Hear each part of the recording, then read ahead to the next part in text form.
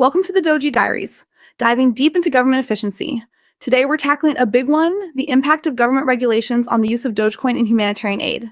Sounds niche, I know, but it's surprisingly complex. Complex is an understatement.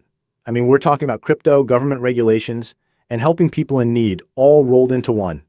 It's a recipe for, well, something. Something amazing, Otto. Think about it.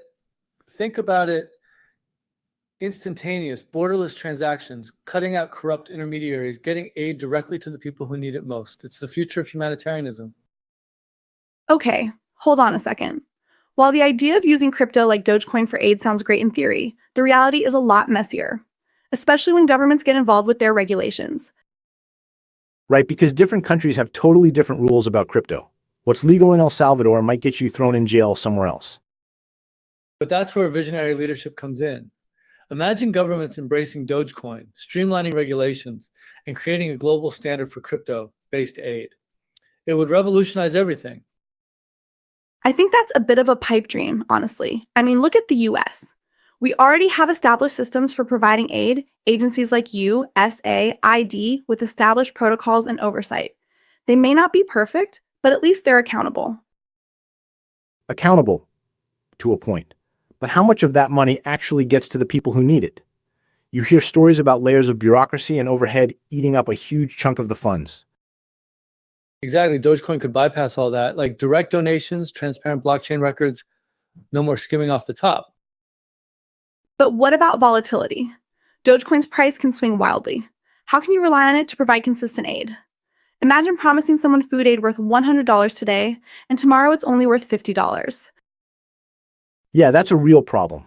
And what about people who don't have access to the internet or smartphones? How are they supposed to receive or use Dogecoin? Those are solvable problems. We can create offline wallets, develop user-friendly interfaces. Elon is working on it, I am sure. And as for volatility, we can explore stablecoins pegged to Dogecoin. See, now you're talking about layering even more complexity on top of an already complex system. You're introducing new technologies and hoping they'll solve the problems, but what if they create new ones? I think it's a valid question. Just look at some of the government efficiency initiatives we've been seeing. The headlines can be misleading.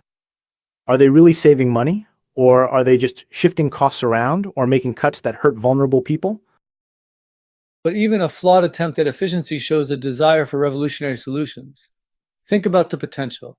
If we can streamline government processes, imagine the resources we could free up for humanitarian aid. That's assuming the savings actually materialize and are then reallocated to humanitarian aid, which is a big assumption.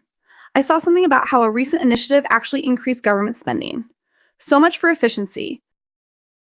Yeah, and there's the thing about these exaggerated savings figures. It makes you wonder what else is being swept under the rug. Like, are they really saving money on real estate leases, or are they just cooking the books? Maybe the overstated figures are a deliberate strategy. Maybe it's a way to highlight the need for deeper systemic change, a way to force the conversation. That's certainly an optimistic interpretation. I'd prefer to see more transparency and accountability, not relying on what I consider to be political games to justify changes that aren't necessarily effective. I'm thinking about regular people trying to make ends meet. It's hard enough without having to worry if the government is playing games with their money. These tariffs, too, are killing small businesses. It's a necessary sacrifice on the path to creating a superior government, a superior system. It's growing pains. Sacrifice for whom? A superior government shouldn't come at the expense of small businesses and the people they employ. I think that's missing the point. Exactly. It's like this family business in Nashville that might have to move overseas because of these tariffs. Real people, real jobs, gone. Is that efficient? But think of the bigger picture. If we can create a more efficient, streamlined government, we can attract more businesses, create more jobs in the long run. It's an investment in the future. The problem is the long run is a long way off, and people need jobs now. And I'm not convinced that these short-sighted policies are the way to get there. Right. Like that article about DOGE targeting the salt mine retirement processing facility. Is that the best use of taxpayer money? Shouldn't we be focusing on things that directly improve people's lives, like affordable housing or healthcare? But digitizing government pensions is a crucial step. It's about modernizing the system, making it more accessible. It's progress. progress for whom? What about the older folks who aren't tech savvy and rely on in-person assistance? Are we just going to leave them behind? The existing system, while not perfect, at least provided that safety net. Yeah, I worry about that. It seems like these changes are benefiting the tech savvy at the expense of the average person who might not have the skills or the support they need to navigate a digital system. We can provide training and support. We can bridge the digital divide. It's not an insurmountable challenge. But are we actually doing that? Or are we just pushing people towards a system they're not equipped to handle and then patting ourselves on the back for being efficient? And what about the cuts to things like AmeriCorps? If DOGE is really about efficiency, why are they cutting programs that help the most vulnerable? Those are difficult decisions, I know. But sometimes you have to make sacrifices to achieve a greater good. A more efficient government can better serve everyone in the long run. See, that's what I'm talking about. The greater good shouldn't come at the expense of the people who need help the most. And I'm not convinced that these cuts are actually leading to a more efficient government. I mean, spending is actually up. So, back to Dogecoin and humanitarian aid. If we're struggling to even make our own government more efficient, how can we expect other governments to embrace crypto and use it responsibly for aid? By showing them the potential, by demonstrating the power of decentralized finance, by inspiring them with a vision of a better future. Okay, but let's get practical. What are some specific examples of how government regulations are currently impacting the use of Dogecoin in humanitarian aid? Well, I read something about how some countries have banned or restricted the use of cryptocurrencies altogether. So even if you wanted to donate Dogecoin to a charity in one of those countries, it might be illegal for them to accept it. That's why we need to work with those governments, to educate them about the benefits of Dogecoin and to encourage them to create more crypto-friendly regulations. That's easier said than done. Many governments are concerned about things like money laundering and tax evasion.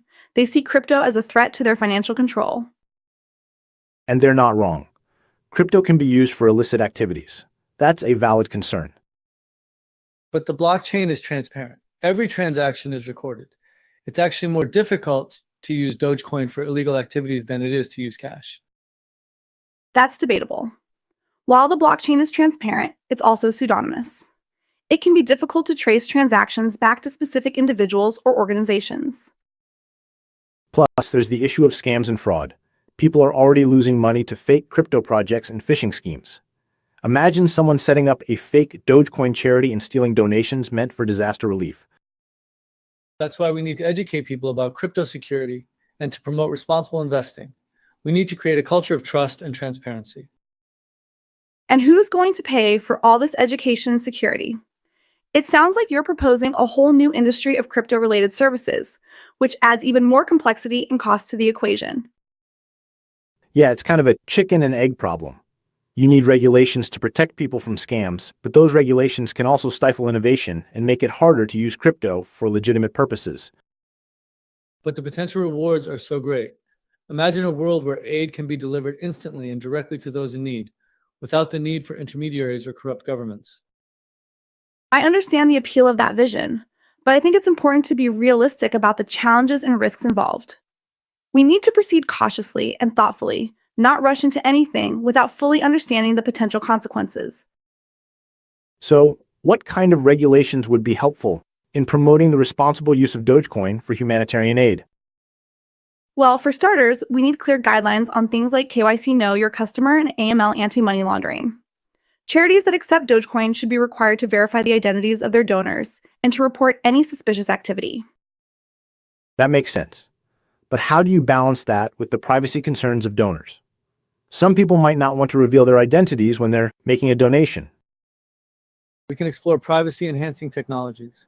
There are ways to verify transactions without revealing personal information. Again, more complexity. And those technologies aren't foolproof. There's always the risk of someone finding a way to de-anonymize transactions. What about taxes? If someone donates Dogecoin to a charity, is that donation tax deductible? And how do you value the donation given Dogecoin's volatility? Those are good questions. The IRS hasn't issued clear guidance on the tax treatment of crypto donations. That's something that needs to be addressed. We need to lobby the IRS to educate them about the benefits of Dogecoin and to encourage them to create crypto-friendly tax policies. And what about the environmental impact of Dogecoin? It uses a lot of energy to mine. Is it ethical to use a technology that contributes to climate change to provide humanitarian aid? That's a really important point. We need to think about the environmental consequences of our choices. But Dogecoin is moving towards a more energy-efficient consensus mechanism. It's becoming more sustainable. That's good news, but it's still a work in progress. And even if Dogecoin becomes completely carbon neutral, there are other environmental concerns to consider, like the e-waste generated by mining hardware. So it sounds like there are a lot of challenges to overcome before Dogecoin can be widely used for humanitarian aid. Government regulations are just one piece of the puzzle. But the potential benefits are so great. We can't let the challenges deter us. We need to keep pushing forward, keep innovating, and keep striving for a better future. I agree that the potential is there, but I think it's important to approach this with a healthy dose of skepticism and to prioritize transparency, accountability, and ethical considerations. And I think it's important to consider the fact that the US system has served as the best in the world for many years and can continue to be improved without tearing it down. Well, it's definitely a conversation worth having, and I think it's important to remember that at the end of the day, we're talking about helping people in need. That should be our guiding principle. Absolutely. And with visionary leadership and innovative solutions, we can create a world where everyone has access to the resources they need to thrive. Okay, well, that's all the time we have for today. Thanks for joining us on the DOGE Diaries. Yeah, thanks for listening. Keep dreaming big.